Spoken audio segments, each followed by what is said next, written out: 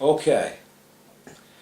I remember a lot of Christmases, a lot of New Year's celebrations at Tony and Rita's. Obviously, the millennium, 1999 turning into 2000, the New Year's Eve celebration at Rita and Tony's was very special to me and Rachel, as that's the night I proposed, and that's when Tony bought the big rocket and led it off at back garden with Darren, and they both really enjoyed it.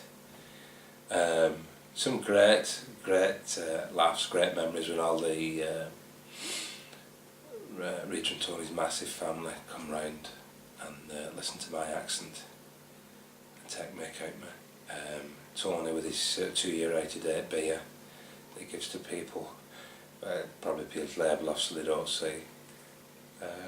And your mum lays on a massive spread of food, feed 5,000. Great laughs and jokes, singing and dancing, karaoke, you name it. Really know I have a fantastic party. Remember a lot of those. Tell us about Christmases. Starting Christmases. from when you first started to spend the Christmas with us up to the present day. Christmases, I think, are a much bigger thing for than I'm used to when I first met Rachel. I think it's a massive thing for Rita and Tony because the amount of presents that get exchanged is unbelievable. I think they need a wheelbarrow for bringing everything in. And I always felt embarrassed receiving presents as I do, because it get me all kinds of stuff, like I'm one of kids, like I'm one of their children, me all kinds of presents. So yeah, I think it's a major thing to Rita and Tony's. Probably because Tony works away on the rigs, so when he's home they try and make a big special thing of it. Rita always makes a beautiful Christmas dinner with 3 or 4 times as much food as is required, and then probably bacon butties afterwards in case Anne comes round for it. No, probably makes bacon butties afterwards. I've got a bit. Probably makes bacon butties afterwards, so you stuff to the brim. And it's changed slightly actually since we became parents, because obviously you can't quite relax as much, but before we had kids it was great just being waited on hand and foot. And when my mum was alive, we used to, me and Rachel used to have to try and fit 2 Christmas dinners in. We'd go down to my mum and dad's and have one, and then a couple of hours later to Rita and Tony's and have another one. So it was fantastic. And what about Christmases now with the children?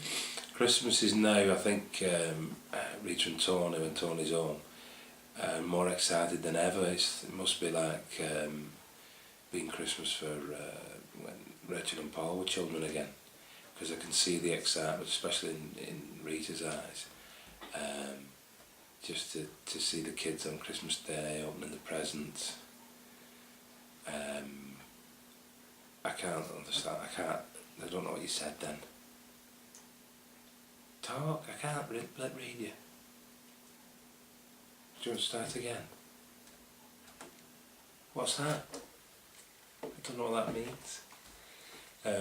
Rachel needs me to say something else, I'm not quite sure what she means. What? Shaking? I don't know.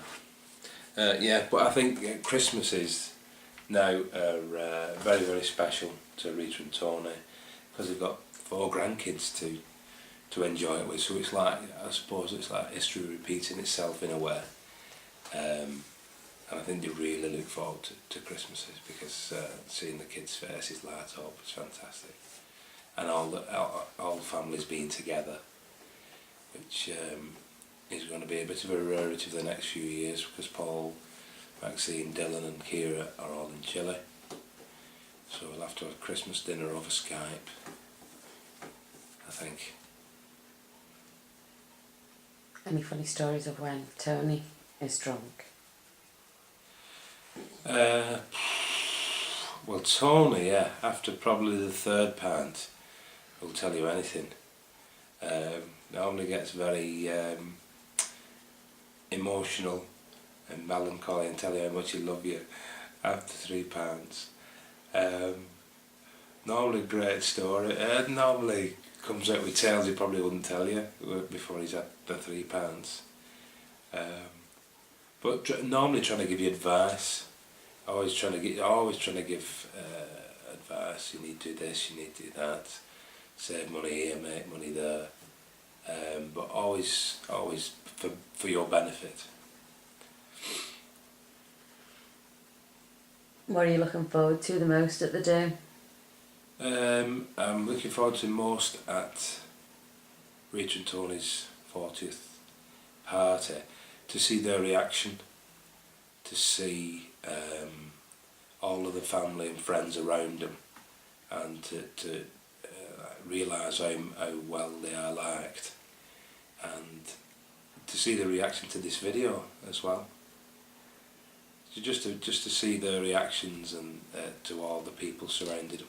It'll be like a little mini version of their wedding day all over again, but with obviously added new members, the next generation. So yeah, I'm looking forward to that.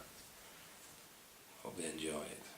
You just mentioned the video, then you've had a massive input in the video. What have you really enjoyed about doing in this video? I've enjoyed the long nights, not shaving.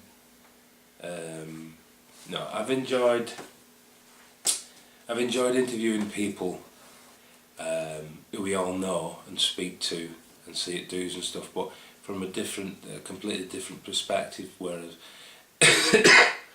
I know 90% of the stories that people have been telling me, not all of them, but the majority of them, but slightly different versions, and hearing the same stories from several different people, from slightly different angles, and it sort of builds up a better picture.